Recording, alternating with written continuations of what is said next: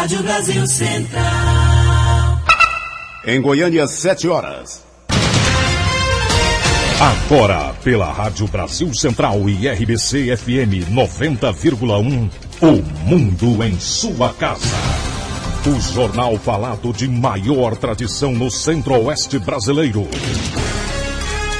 O Mundo em sua casa. A informação em cima do fato. Um mundo de notícias no começo do dia. O Mundo em sua casa tem a marca da Rádio Brasil Central e da RBC FM 90,1. Hoje é sexta-feira, dia 4 de janeiro de 2013. Bom dia você ouvinte, bom dia José Calazans. Bom dia Karine Pinheiro, bom dia amigos de todo o Brasil. São estes os destaques desta sexta-feira. Famílias adiantam mudança após invasão de casas em Trindade. Condenado no mensalão, Genuíno toma posse como deputado federal. Pastor e mulher são indiciados por estupro em Pernambuco. Liminar da Justiça manda MEC tirar correções da redação do Enem. Corinthians anuncia a contratação do atacante Alexandre Pato. Vila traz atacante que defendeu Vitória. 7-1. O mundo em sua casa. Tempo e temperatura. A previsão do tempo para hoje em Goiânia é de céu parcialmente nublado a nublado, com pancadas de chuva e trovoadas isoladas. A temperatura máxima atinge os 34 graus. A umidade relativa do ar fica entre 90% e 30%. Neste momento, os termômetros marcam 23 graus em Goiânia. O Mundo em sua casa também é transmitido pela 101,5 FM de Iporá. O mundo em sua casa. Manchetes dos jornais brasileiros. O Globo, temporais de janeiro voltam a castigar o Rio de Janeiro. Folha de São Paulo, governo manobra e garante 16 bilhões de reais para cumprir meta. Correio Brasiliense, ainda dá para você comprar sem um novo aumento.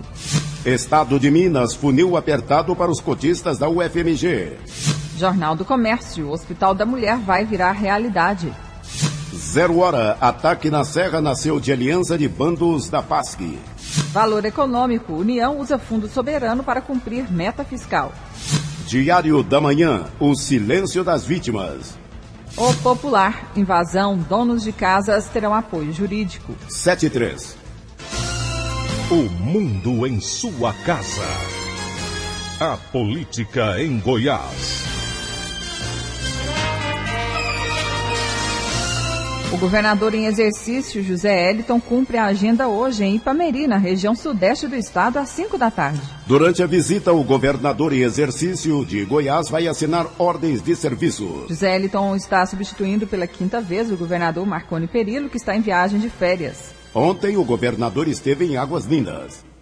Diversas autoridades fizeram parte da comitiva do governador, que esteve ontem em Águas Lindas pela manhã e em Lusiânia à tarde. Nos dois eventos, José Eliton apresentou os resultados de 2 anos do governo em áreas como educação, economia, formação universitária, qualificação profissional, entre outros. Em Águas Lindas, o governador entregou 33 novas viaturas para a Polícia Militar e assinou ordens de serviço para a reconstrução de 2 trechos rodoviários. O primeiro, que liga Águas Lindas a Brasilândia, e o segundo, liga Santo Antônio do Descoberto a Águas Lindas e Cidade Atlética. José Eliton destaca a prioridade do governo com o entorno do Distrito Federal.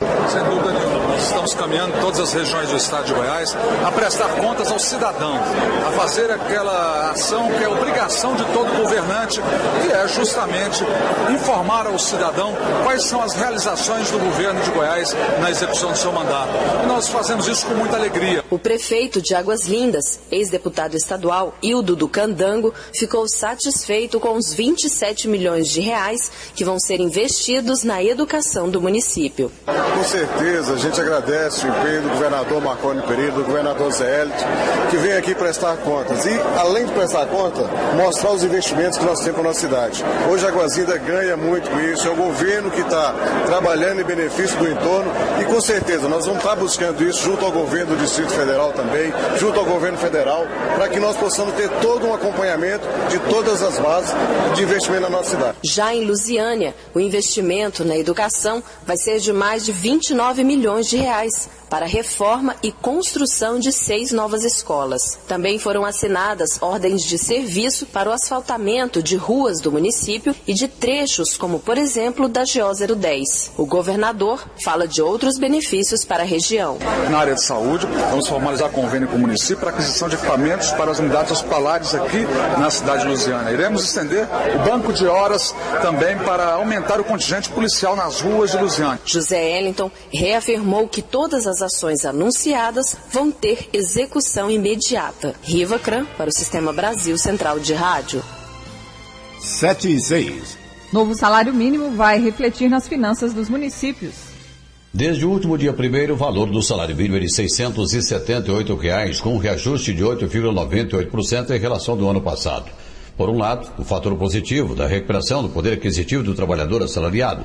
Por outro, segundo pesquisa da Confederação Nacional dos Municípios, representará um impacto de 1,88 bilhão de reais para as prefeituras que reclamam da redução de recursos. O presidente da Associação Goiana de Municípios, AGM, Luiz Estival, analisa esse impacto. Esse aumento ele impacta nas finanças públicas dos municípios. Os prefeitos novos que estão assumindo, que assumiram agora, os prefeitos, eles têm que fazer essa fonte de recursos de alguma fonte municipal. Então impactou muito na folha de pagamento dos municípios. É muito difícil, hoje as prefeituras vivem um momento muito difícil. Os municípios já estão trabalhando no limite prudencial da lei de responsabilidade fiscal, tá? Que o município tem que gastar 54% com o pessoal, então está trabalhando no limite. Então é outra agravante a questão da legalidade para o município se comportar. E outra situação agravante que os municípios estão passando é que não tem onde cortar despesa, não tem onde suprir despesa, para realmente se comportar dentro do limite que a lei de responsabilidade fiscal ela exige. Dentre as medidas que podem ser adotadas, não está descartada a redução do número de funcionários através de demissão. Com certeza,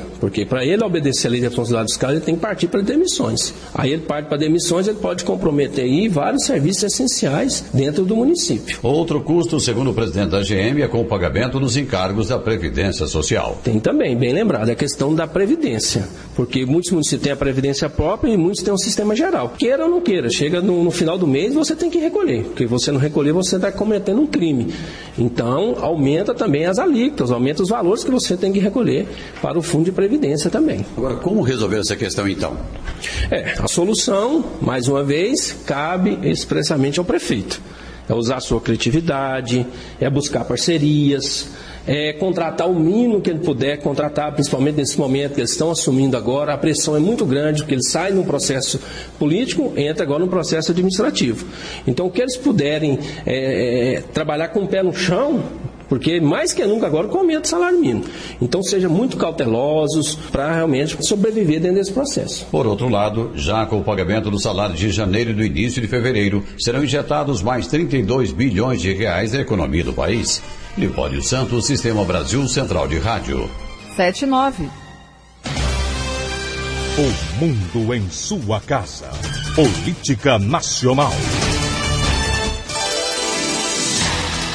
A vereadora de Ponta Grossa, no Paraná, que tinha desaparecido logo depois da posse, foi presa ontem. Ela é acusada pela polícia de simular o próprio sequestro. A vereadora deixou o hospital num carro da PM com escolta. Ana Maria de Hollenbein, do PT, desapareceu logo depois da posse, na terça-feira. Segundo a polícia, ela chegou a ligar para o filho dizendo que tinha sido sequestrada. O grupo antissequestro da Polícia Civil do Paraná foi acionado e prendeu 3 suspeitos, um deles motorista da vereadora. Na delegacia, confessaram que não houve sequestro. Na tarde de quarta-feira, a vereadora reapareceu na Santa Casa de Ponta Grossa com sintomas de hipertensão. Ela foi presa em flagrante. E depois transferida para o hospital regional, onde ficou internada desde ontem sob a vigilância de policiais militares. De acordo com a polícia, a vereadora forjou o sequestro por motivos políticos. Ana Maria imaginou que sem a presença dela na Câmara, os outros vereadores decidiriam adiar a sessão para eleger a mesa diretora. Condenado no processo do Mensalão, o ex-presidente do PT, José Genuíno, tomou posse como deputado federal. Ex-presidente do PT condenado no julgamento do Mensalão, José Genuíno, de São Paulo, tomou posse nesta quinta-feira como deputado federal. Ele era suplente do lugar do deputado petista Carlinhos Almeida, que foi eleito prefeito de São José dos Campos, em São Paulo. Em entrevista coletiva após a posse, o futuro parlamentar condenado a 6 anos e 11 meses pelos crimes de formação de quadrilha e corrupção ativa em regime semiaberto se disse inocente e que tem condições políticas de atuar como deputado. Eu tenho a consciência serena dos inocentes. Espero que mais cedo ou mais tarde a verdade aparecerá. Estou cumprindo a Constituição. Ninguém será considerado culpado até o trânsito em julgado de sentença penal condenatória. Portanto, eu, além da minha consciência serena de inocente, eu estou cumprindo aqui o dever constitucional e legal como deputado federal, respeitando a Constituição, as leis do meu país e os poderes constituídos da nossa República. Em clara demonstração de apoio do seu partido, Genuíno estava acompanhado do novo líder do PT na Câmara dos Deputados, José Neto Guimarães, que é seu irmão, e os deputados Ciba Machado, PP do Acre, e José Mentor, PT de São Paulo, e Ricardo Berzoini, PT de São Paulo. Conforme Berzoini, mesmo condenado, Genuíno é bastante respeitado pela bancada petista ao citar sua experiência de mais de 20 anos frente à Câmara. Genuíno e João Paulo são respeitados por todos os parlamentares da bancada, sem exceção. São pessoas que gozam de grande respeito pelo seu passado político e pelo seu presente político. Evidentemente, o assunto da ação penal 470 é algo que deve ser examinado politicamente. Foi um julgamento realizado em circunstâncias muito específicas, muito especiais, e que levou, na nossa opinião, a várias contradições, inclusive do âmbito da produção de provas. Tanto é que vários ministros tiveram que recorrer a teorias estranhas ao mundo jurídico brasileiro para justificar condenações. Além de Genuíno, outros 25 suplentes tomam posse na Câmara neste início de ano. Apesar de condenado pelo Supremo Tribunal Federal no julgamento do Mensalão, o petista só assumiu o cargo porque o acórdão, sentença final, do julgamento ainda não foi publicado. Quando o acórdão for publicado e os prováveis recursos das defesas dos réus forem julgados, o STF determinou que os deputados condenados deverão perder o mandato, decisão que incluirá Genuíno. De Brasília, Ronaldo Berwanger. Horário Brasileiro de Verão, 7h12. O mundo em sua casa. Política internacional. O líder da oposição na Venezuela propôs que uma comissão vá a Cuba com o objetivo de obter informações sobre o estado de saúde do presidente Hugo Chávez, que está internado em Havana. O prefeito de Caracas, Ramon Avellaneda, quer que um grupo formado por médicos e parlamentares siga para a capital cubana. Opositores acusam o governo de esconder a gravidade do caso. Chávez foi operado há quase um mês para a retirada de um tumor e dificilmente vai tomar posse no dia 10 de janeiro. A equipe de governo permanece em Havana e ainda não se sabe o que vai acontecer daqui uma semana, quando Chávez deveria tomar posse. A Constituição do país diz que nova eleição tem que ser convocada em um mês. O irmão de Chávez está em Havana com as filhas do presidente acompanhando o processo. 7h13. O mundo em sua casa.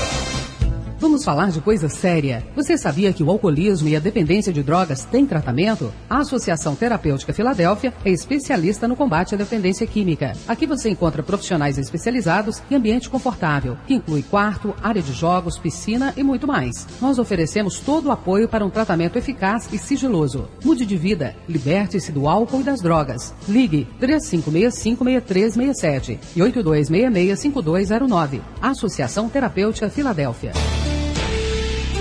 O mundo em sua casa. O jornal falado de maior tradição no Centro-Oeste brasileiro. 3 homens foram presos suspeitos de arrombar uma loja de calçados e roupas no setor Solange Parque, em Goiânia. De acordo com a Polícia Militar, eles furtaram diversos pares de sapatos, tênis, bonés e camisetas. Os produtos foram avaliados em aproximadamente R$20 mil. Segundo a PM, os 3 foram detidos no setor Parque Industrial João Brás enquanto tentavam fugir com as mercadorias dentro de um carro Gol. Um operário da construção civil de 37 anos morreu após cair de um edifício no setor Alto da Glória, em Goiânia. O operário Flávio Soares caiu do andaime do 13º andar de um prédio em construção no setor Alto da Glória nesta quinta-feira. Não resistiu e morreu. O aumento acelerado das construções em Goiânia nos últimos anos pode ser o responsável pelo crescimento no número de acidentes, conforme relata o chefe do setor de segurança e saúde do trabalhador da Superintendência Regional do Emprego e Trabalho em Goiás, Renato Cunha. O dirigente do órgão explica qual é o procedimento neste caso. Quando ocorre um acidente de trabalho, no caso foi um acidente fatal, a superintendência ela providencia a ida do auditor para que se faça uma fiscalização da empresa em tela, investigação do acidente, para que novos acidentes não aconteçam. Renato Cunha diz ainda como é feita a fiscalização das empresas. Nós não temos um número de auditores suficientes para fiscalizar toda a construção civil, porque nós temos... Segundo o projeto nacional, nós temos que fiscalizar a indústria, temos que fiscalizar a área de comércio, a área de serviços, a área do agronegócio, no caso seria a área rural, e a construção civil. Pelos índices de acidentes de trabalho, em primeiro lugar está a indústria do álcool, em segundo lugar a construção civil, em terceiro lugar a parte ligada a abate e fabricação de produtos de carne, em quarto lugar a área de atendimento hospitalar. Então a fiscalização ela tem que atender a todas essas demandas. De acordo com o Anuário Estatístico de Acidentes do Trabalho, os dados mais recentes, de 2011, indicam que 2.845 empresas foram autuadas, sendo 1.247 da construção civil, 43% do total. Wilton Vieira, para o Sistema Brasil Central de Rádio. 716. De acordo com funcionários da empresa responsável pela obra, o cabo de aço que segurava o balanço, onde o operário da construção civil que morreu ontem no Alto da Glória, se rompeu.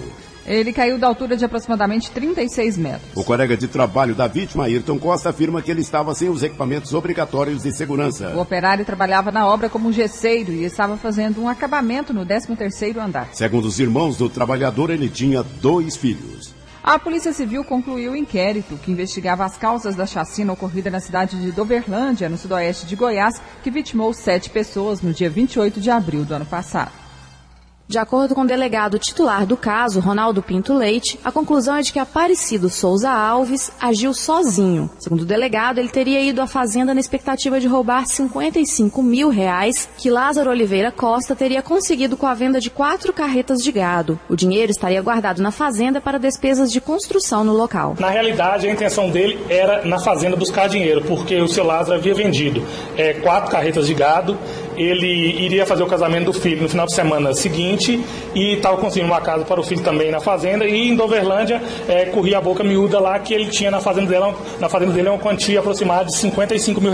De acordo com as investigações, Aparecido cometeu 2 crimes de latrocínio e 5 homicídios qualificados. Ele ainda tentou matar outras 6 pessoas que conseguiram fugir e procurar a delegacia de Doverlândia. Foram 7 pessoas mortas, mas pela investigação que a gente fez, esse número poderia chegar até a 13, porque ele perseguiu 6 pessoas após a morte das 7 pessoas e chegou a efetuar um disparo. Só que ele não foi feliz e ainda bem não acertou mais ninguém, essas 6 pessoas conseguiram escapar. No início das investigações, Aparecido, 5 delegados e 2 peritos criminais morreram na queda do helicóptero da Polícia Civil quando retornavam da reconstituição do crime em Doverlândia. Por isso, a polícia pede o arquivamento do caso. Se estivesse vivo, Aparecido poderia pegar 210 anos de prisão pelos crimes. A delegada-geral Adriana Corsi afirma que ainda não há conclusão sobre o acidente. A polícia ainda aguarda um laudo do CENIPA. Nós temos o inquérito policial da Polícia Civil que acompanha a investigação e já ouviu todas as pessoas envolvidas, e nós temos o laudo do CENIPA, que é o órgão técnico,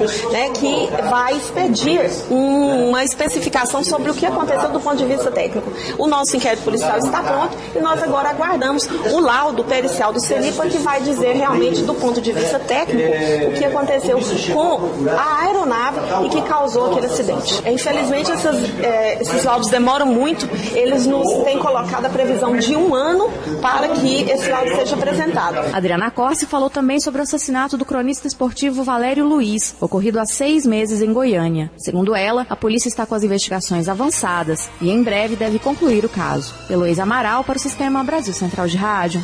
7h19. E a Delegacia de Repressão a Furto e Roubo de Veículos prendeu 4 pessoas durante uma operação para fechar o cerco a oficinas mecânicas na Grande Goiânia.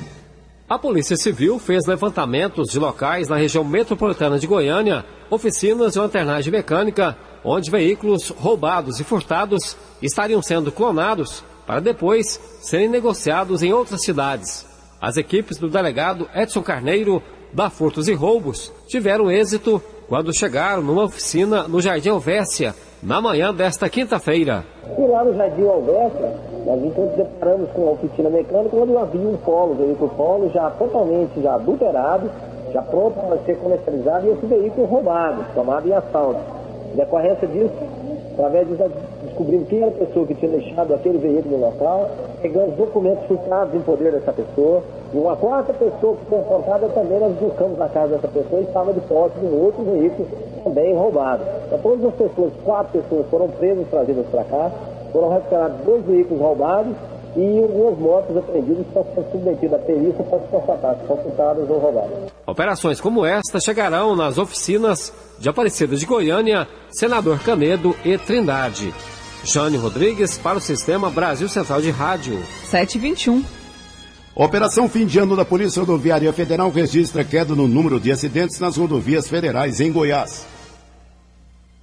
A fiscalização de veículos aumentou, os testes de embriaguez quadruplicaram e o resultado foi a redução do número de acidentes. Nos 13 dias da operação encerrada às 24 horas do dia 2 de janeiro, foram registrados 183 acidentes, com 136 feridos e 15 mortos. Em comparação com o ano de 2011, a redução foi de 23% no número de acidentes. A Polícia Rodoviária Federal verificou também queda no número de flagrantes por embriaguez ao volante. Para o inspetor regional da Polícia Rodoviária Federal em Goiás, Júlio César Gomes, a mudança na lei seca e a fiscalização intensa foram decisivas para reduzir as mortes nas rodovias. Nós tivemos aí um aumento de 297%, realmente a mais de fiscalização com relação ao ano passado. Então nós tivemos ano passado 609 autuações, ou melhor, abordagens, e agora nesse período da operação fim de ano, nós tivemos 2.420 pessoas fiscalizadas para aferir se estavam realmente produzindo sob efeito de álcool ou não. E com isso, nós tivemos aí 44 casos realmente de pessoas flagradas, e ano passado foram 23 casos. Né? Dessas pessoas, nós tivemos 12 pessoas que foram presas por estarem realmente cometendo o crime, e na outra operação foram 7. Então tivemos 71% a mais de pessoas presas nessa operação. Obviamente que o número de pessoas realmente abordadas foi muito maior, 4 vezes mais que o ano passado. Segundo Júlio César Gomes, a BR-153 continua sendo a rodovia mais perigosa, com mais da metade dos óbitos. A maioria das mortes aconteceram em acidentes onde havia veículos de carga envolvidos, e a maior incidência foi entre as 10 da noite e as 6 da manhã. Em todos os horários, a imprudência continua matando. Excesso de velocidade e ultrapassagens proibidas, né? É tanto que nós temos a Operação Rodovida, que ora estamos encaminhando e vai até o carnaval, final do carnaval, onde nós fiscalizamos aí o excesso de velocidade, nós temos por eixo, excesso de velocidade, ultrapassagens proibidas, a fiscalização de motocicletas e a alcoolemia. No país inteiro, e até nas cidades também, rodovias estaduais e municipais, o que mais mata hoje realmente são infrações dentro desses 4 pilares. A Polícia Rodoviária Federal recolheu 60 CNHs durante a Operação Fim de Ano. Ao todo, mais de 4.500 motoristas foram autuados do dia 21 de dezembro até 2 de janeiro. Márcia Alves para o Sistema Brasil Central de Rádio. 7h23. Dezenas de famílias invadiram no último final de semana casas de um conjunto habitacional do programa do governo federal Minha Casa Minha Vida em Trindade. Por causa das invasões nos imóveis do Jardim Scala, na última terça-feira, proprietários resolveram adiantar a mudança e não correr o risco de terem suas casas invadidas. Nem donos nem a Caixa Econômica Federal entraram na justiça para pedir a reintegração de posse. Por isso, ontem a Polícia Militar passou de casa em casa pedindo que os invasores deixassem os imóveis. Aberto o período para confirmação das matrículas na rede municipal de educação. Os alunos veteranos e que solicitaram transferência de instituição de ensino na rede municipal de educação devem fazer a confirmação da matrícula até o dia 10 de janeiro. A diretora do Departamento de Administração Educacional da Secretaria Municipal de Educação, Clarislene Domingos, explica que os pais ou responsáveis devem procurar a escola para finalizar o processo de matrícula. Os pais devem comparecer à escola em qual eles fizeram a pré-matrícula, levando a documentação da criança, do aluno, a cópia da identidade ou da certidão de nascimento, também a declaração ou a transferência, o documento de transferência da escola que a criança estava matriculada, e procurar a Secretaria-Geral da Escola e fazer essa confirmação. Clarislene Domingos afirma que quem não fizer a confirmação da matrícula pode perder a vaga na rede municipal de educação e pede para que os pais não façam a solicitação em mais de uma escola. O pai tem até o dia 10 desse mês de janeiro para fazer essa confirmação. Então, isso já é informado no momento de que o pai faz a pré-matrícula, ele já é informado que ele tem esse período, né, para fazer. Se ele não fizer nesse tempo, ele perde a vaga. O que acontece muitas vezes é que o pai, por insegurança, faz pré-matrícula em até 2, 3 escolas. E a gente pede para os pais não fazerem isso, porque muitas vezes eles estão segurando uma vaga em um local que outra pessoa poderia estar utilizando, né? A solicitação de vagas para a educação infantil tem início no próximo dia 15 e pode ser feita pelo Telematrículas no 156 e pela internet no portal da Prefeitura www.goiania.gov.br. Ao entrar em contato com a central telefônica, é preciso fornecer dados como nome completo do aluno, data de nascimento, nome da mãe ou do responsável, endereço completo com CEP, telefone para contato e nome da unidade educacional escolhida. Fernando Oliveira para o Sistema Brasil Central de Rádio. Em Aparecida de Goiânia, a matrícula pode ser feita pelo telefone e internet.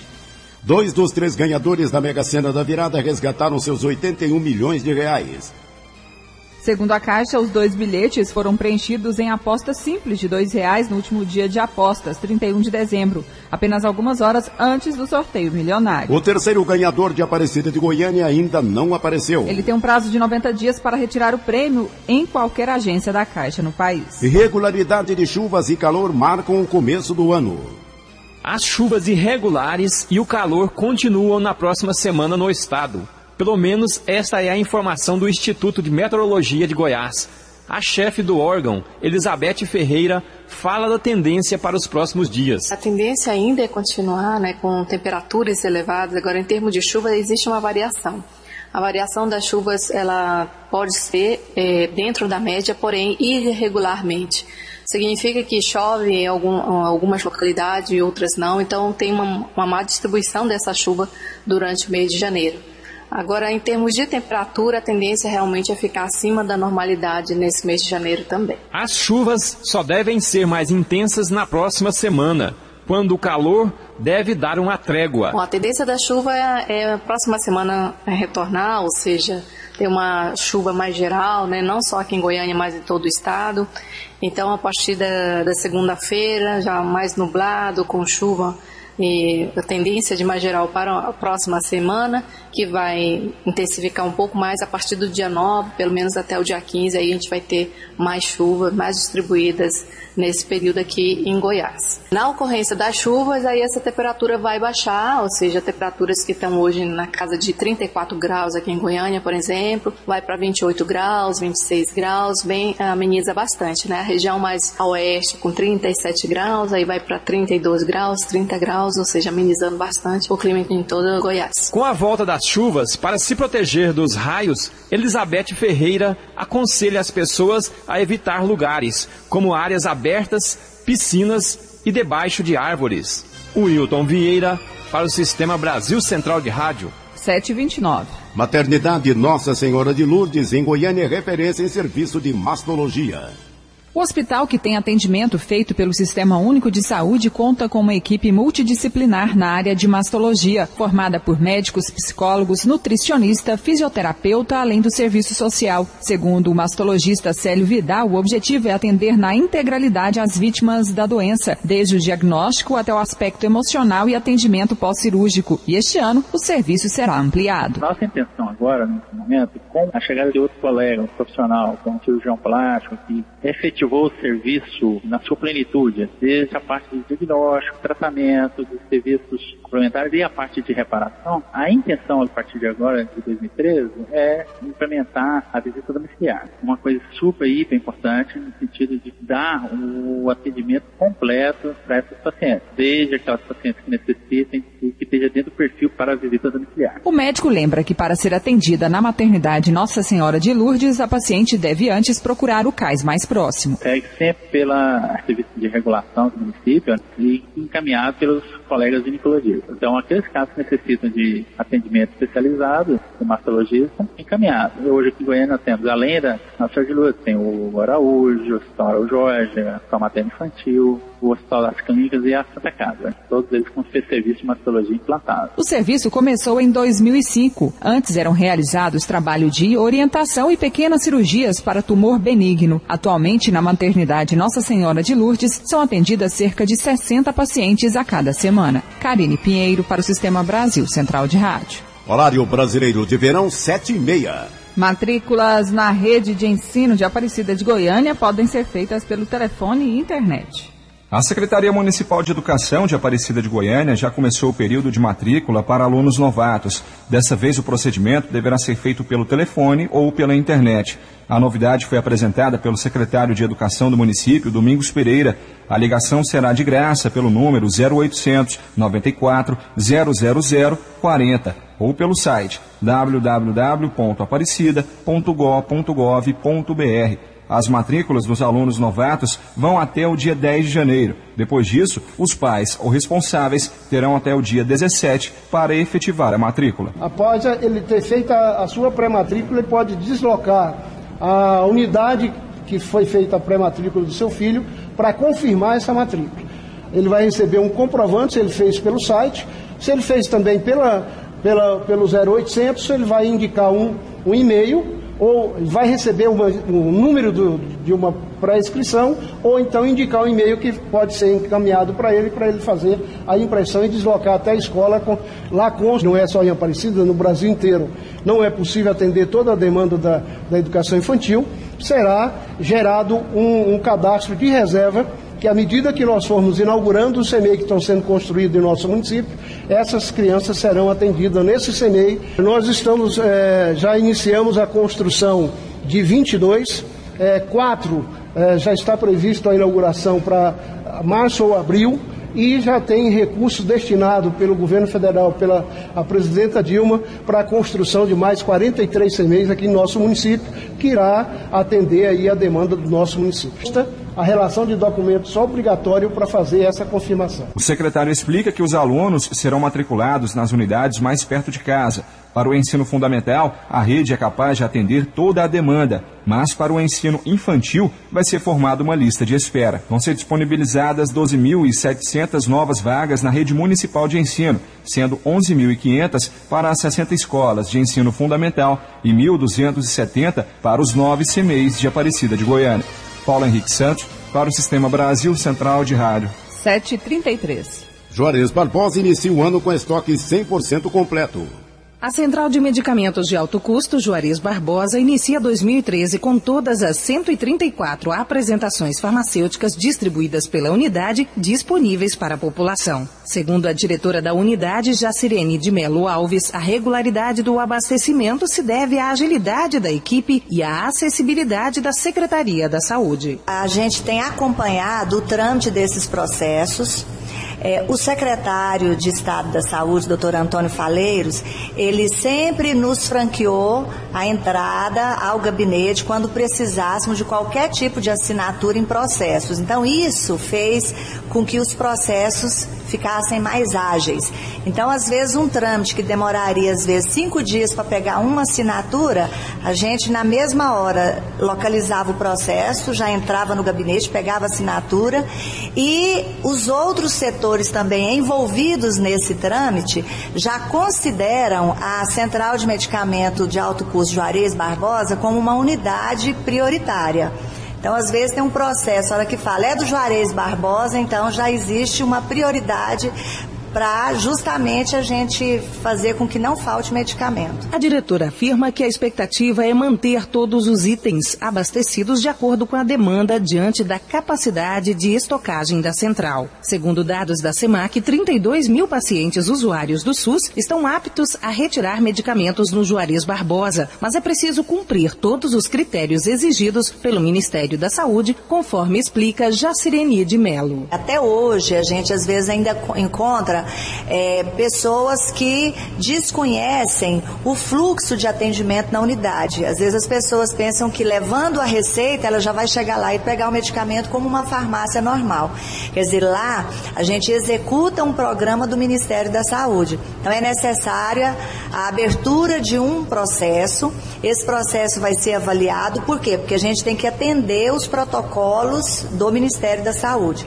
Se aquele protocolo estiver contemplado, a patologia, o medicamento, os exames, os parâmetros, né, que o Ministério exige, no prazo de 5 dias, a partir da abertura do processo, ele já leva o medicamento. A Central de Medicamentos abre às 7 da manhã e fecha as portas às 16 horas para não exceder o horário de funcionamento interno. Na próxima terça-feira, dia 8, estará fechada por um dia para balanço mensal, anunciado sempre com 3 meses de antecedência pelo site da Secretaria da Saúde. Mais informações pelo fone 3201-7446 ou 3201-7453. Márcia Alves para o Sistema Brasil Central de Rádio. Projeto Meninas de Luz, desenvolvido pelo OVG, está com inscrições abertas. O período de inscrições para o projeto Meninas de Luz, desenvolvido pela Organização das Voluntárias de Goiás, no Centro Social Dona Gersina Borges, está aberto. O trabalho, segundo o coordenador-geral da OVG, Afrene Gonçalves, busca oferecer acompanhamento médico, psicológico e social a adolescentes grávidas. Para inscrever, é necessário apresentar o documento pessoal, identidade, o CPF, comprovante de endereço e um comprovante de que a pessoa está grávida, que a moça está grávida, né? Uma sonografia, um outro documento qualquer. Em 2012, o projeto beneficiou 600 adolescentes de 12 a 21 anos de idade. Além de ser de baixa renda, as interessadas devem comprovar a gravidez e levar os documentos exigidos para inscrição, explica Afrene Gonçalves. Esse curso ele é gratuito, elas recebem uma palestra sobre o cuidado com o bebê, mudanças do ponto de vista biológico que ocorrem durante o período da gravidez e o acompanhamento psicológico, nutricional, odontológico, médico, pré-natal e assistência social também. Ao final do curso, as participantes recebem ainda enxoval com cobertor, roupinhas, fraldas descartáveis e banheira para o bebê. Além disso, o atendimento continua até o período de 1 ano após o parto. Fernando Oliveira para o Sistema Brasil Central de Rádio. 7h37. Pais ou responsáveis devem ficar atentos aos sintomas e no acompanhamento médico de crianças com diabetes. Depois das doenças parasitárias infecto-contagiosas, a diabetes tipo 1 é a mais comum nas crianças, por má formação genética, quando o pâncreas não produz insulina, o hormônio que regula o nível de açúcar no sangue. O número de casos cresce rapidamente. Segundo a Federação Internacional de Diabetes, o crescimento anual é de 3%, mas o tipo 2 da doença assusta muito mais os especialistas, pois é causada pela obesidade, a inatividade física e alimentação errada de crianças, jovens e adultos. A enfermeira Ana Cristina Gonçalves de Oliveira, coordenadora estadual de controle da hipertensão e diabetes, chama a atenção dos pais para os sintomas e a importância do acompanhamento médico. Olha, a questão é a atenção à prevenção do diabetes tipo 2, principalmente com o hábito das crianças, para evitar que a criança ganhe peso, né, uma alimentação saudável, atividade física. E para o diabético tipo 1, na infância, nós temos que preocupar com os sinais e sintomas da doença. Tá? Principalmente a criança que tem uma irritabilidade, um emagrecimento, uma perda de peso sem explicação, uma criança que também infecções frequentes na infância sem um diagnóstico, deve ser investigado pelo profissional médico. Ainda segundo a Federação Internacional de Diabetes, em média 78 mil menores com até 15 anos desenvolvem a doença todo ano. Jânio Rodrigues para o Sistema Brasil Central de Rádio. 7h39. A seguir as notícias do esporte. O mundo em sua casa.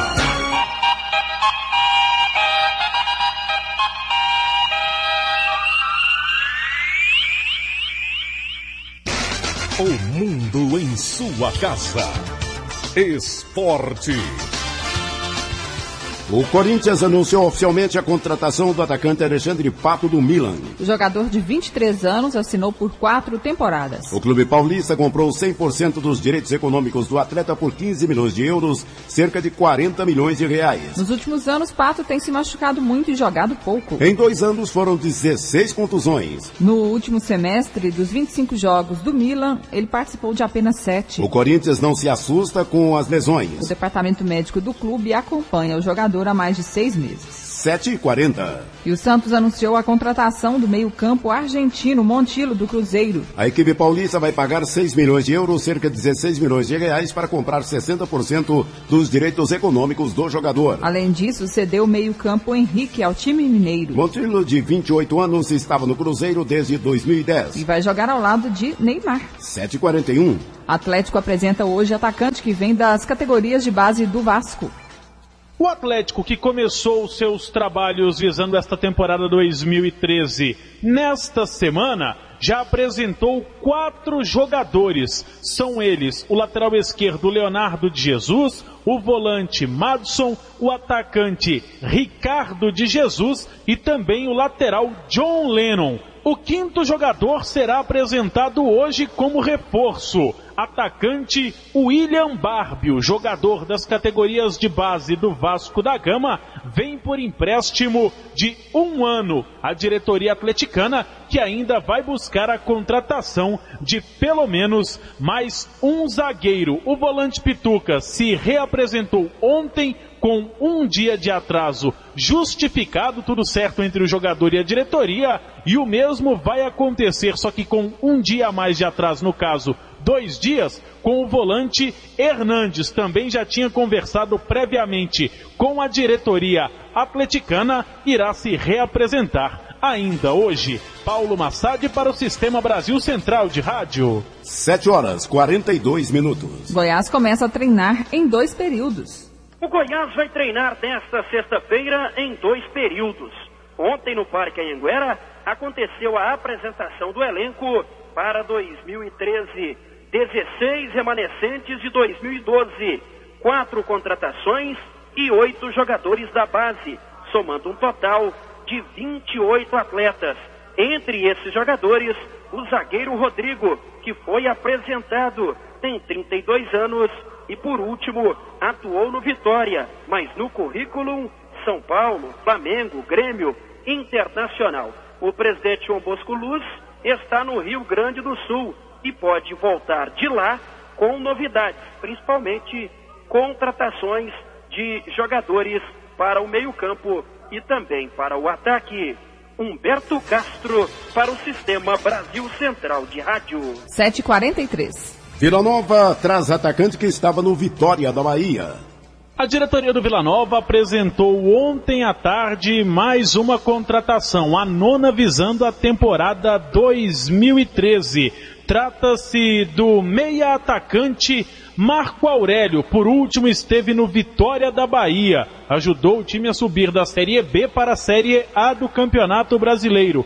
Antes, Marco Aurélio atuou no Marítimo de Portugal e também em outro time de Portugal, o Vitória Guimarães. Começou sua carreira, o Marco Aurélio, no Corinthians Paranaense. O jogador tem 1,77 m, 74 quilos, tem 26 anos de idade. Portanto, esta é a ficha técnica da 9ª contratação do Vila para esta temporada 2013, o meia atacante Marco Aurélio. A diretoria ainda pretende contratar um goleiro, um zagueiro, mais um meia e 2 atacantes. Paulo Massad para o Sistema Brasil Central de Rádio. 7h44. Do esporte é o que há. O governo inova e as mudanças para melhor na saúde começam a aparecer. O início dessa transformação pode ser comprovado no Hospital Alberto Rassi, o HGG, onde houve aumento na produtividade com a realização de mais atendimentos, mais exames, mais procedimentos, mais cirurgias e redução da taxa de infecção hospitalar para quase 0%. Além do processo de modernização, o HGG passou por uma restauração cuidadosa e vai ganhar um CTI novo com 29 leitos. Nos últimos 2 anos, o governo de Goiás já aplicou 599 milhões de reais para custeio e investimento nos hospitais. E vai continuar investindo, porque é preciso fazer mais. As mudanças para melhor estão só começando, mas quem precisa dos hospitais do governo, entre eles o Hospital Alberto Rassi, o HGG, já pode sentir a diferença. SUS, Secretaria de Estado da Saúde, Governo de Goiás. O mundo em sua casa.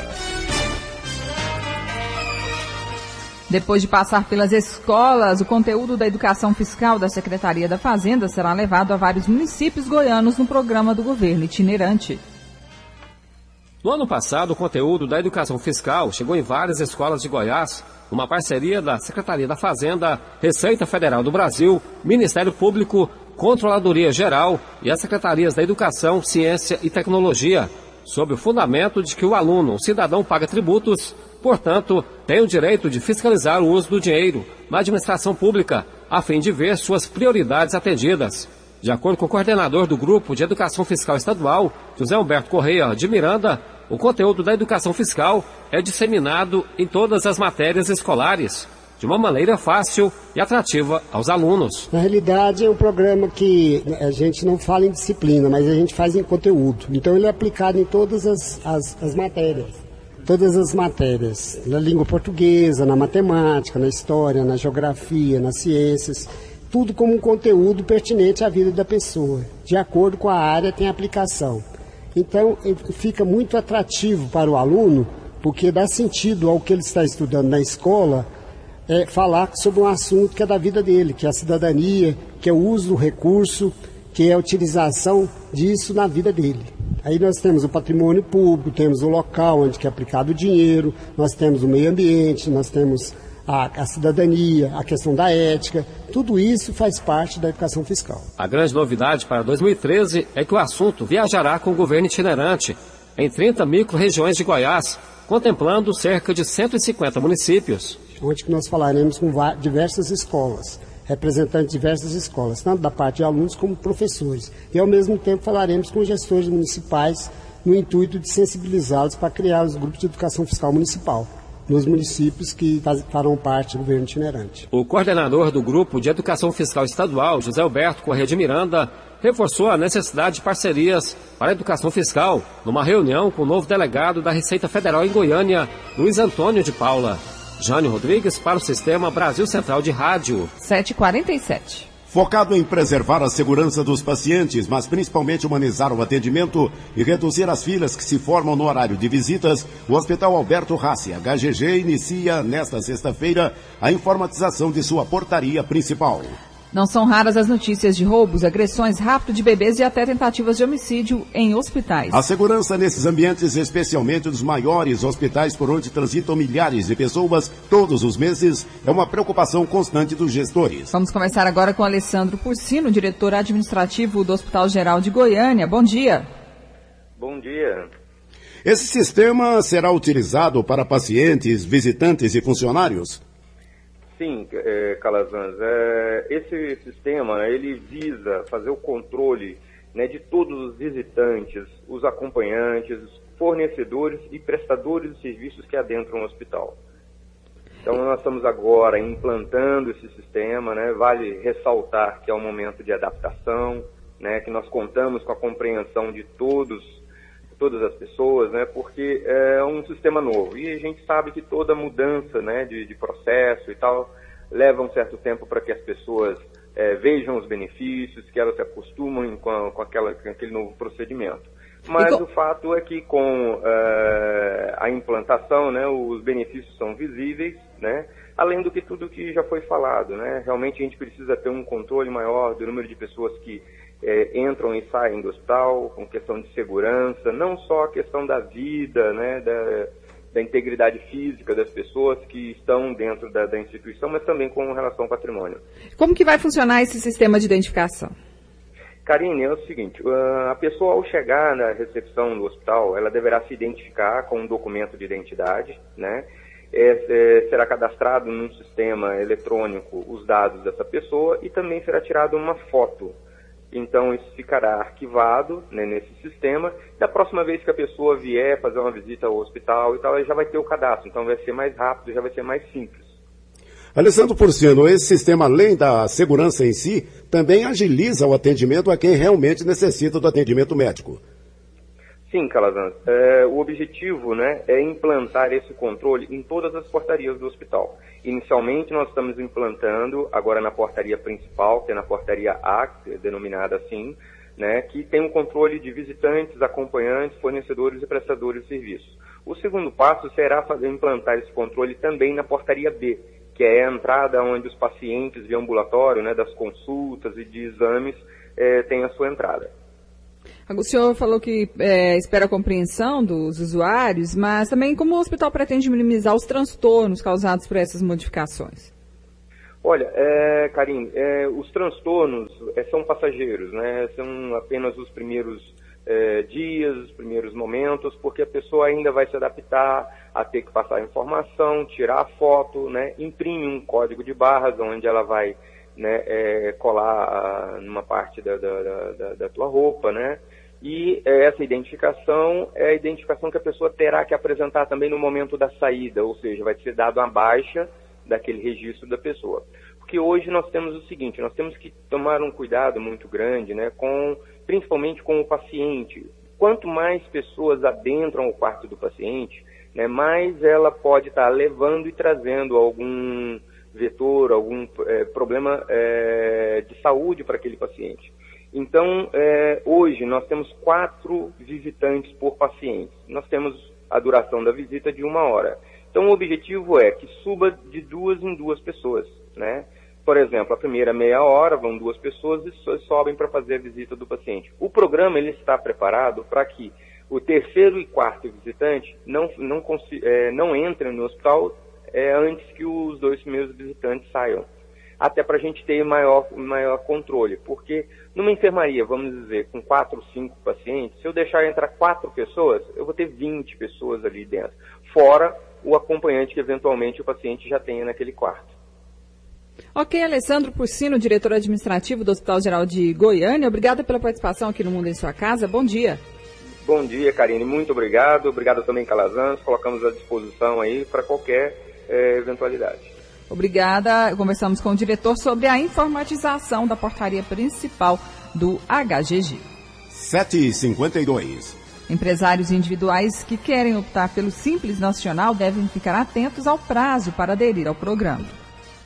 A adesão ao Simples Nacional pelas microempresas, empresas de pequeno porte e microempreendedor individual pode ser feita até o dia 31.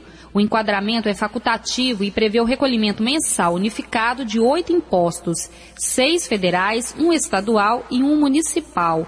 Apesar de vantagens, como a chance de menor tributação do que em relação a outros regimes tributários, o presidente da Federação Goiana das Micro e Pequenas Empresas, Hélio Rodrigues Almeida, acredita que é importante avaliar cada situação antes de se decidir pela adesão.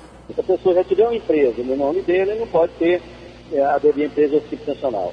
Ele também não pode ter uma empresa de importação. Também é outra restrição. E a outra restrição é você ser sócio de uma outra grande empresa. E outra coisa também que a gente coloca de especial é que a presidente Dilma, ela aumentou o valor do enquadramento, né?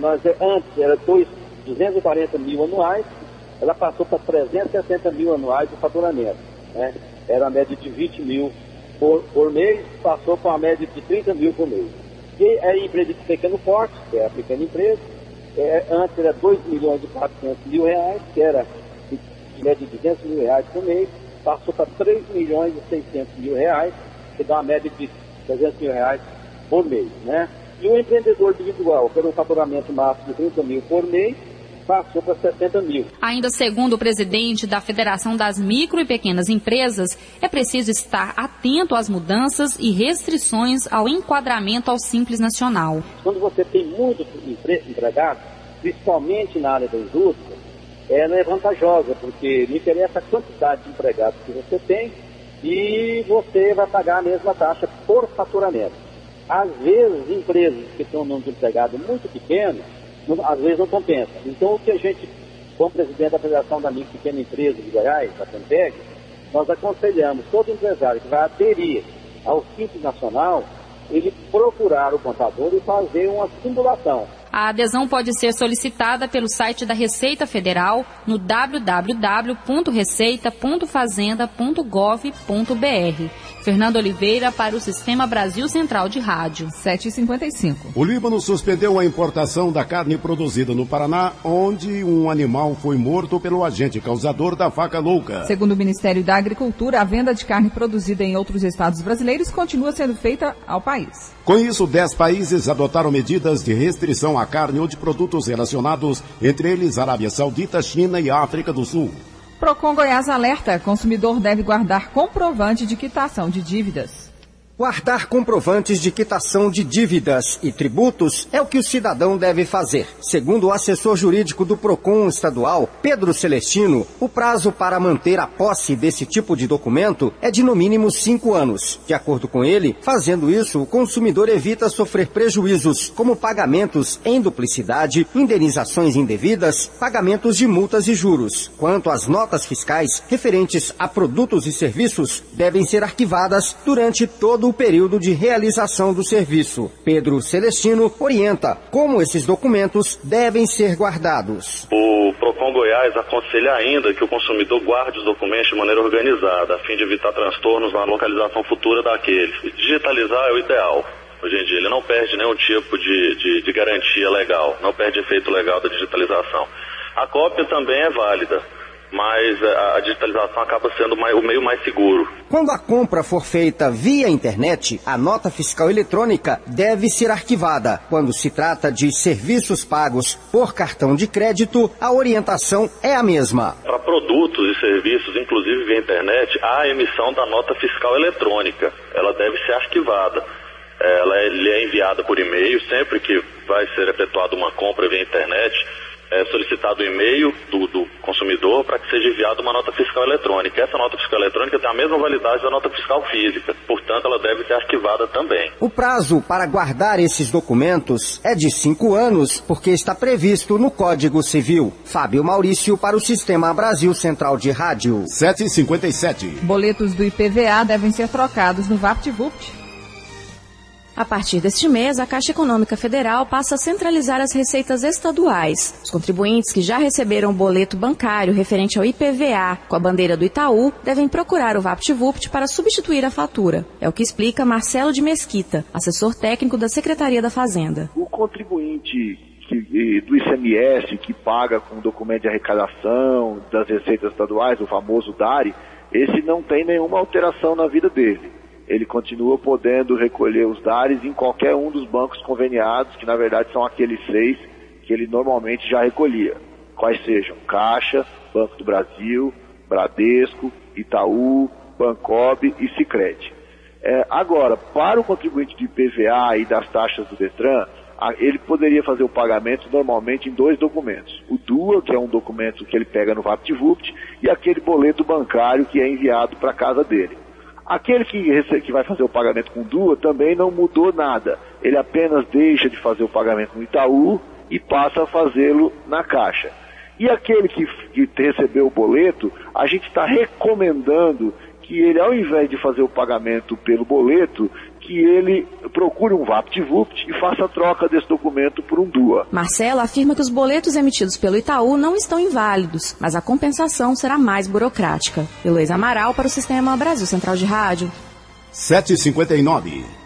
A Justiça Federal no Ceará determinou que o INEP exiba em 48 horas a correção das provas de redação dos alunos de todo o Brasil que fizeram o Enem 2012. A decisão em caráter liminar determina que sejam divulgadas as justificativas para as pontuações dos exames. No Rio Grande do Sul, a Justiça Federal também concedeu a um estudante o direito de ver a prova de redação e a correção dela em um prazo de 2 dias. O Ministério da Educação afirmou que vai recorrer das decisões judiciais e que as provas corrigidas estarão disponíveis a partir do dia 6 de fevereiro, conforme previsto. Um pastor e a mulher foram indiciados pela polícia de Pernambuco por estupro. A denúncia foi feita pelo pai de uma adolescente de 13 anos e de um menino de 12. Depois de 2 meses de investigação, os policiais chegaram à conclusão que Isaac Bento Campelo, de 30 anos, e Ana Carla Domingos Gomes, de 26, cometeram abusos contra 6 menores, de 12 a 17 anos. Segundo a polícia, o casal foi expulso da Assembleia de Deus por suspeita de roubo e depois fundou outra instituição religiosa, a Assembleia de Deus, Mistério e Missões. A polícia pernambucana também afirmou que os dois confirmaram que mantiveram relações sexuais com os menores,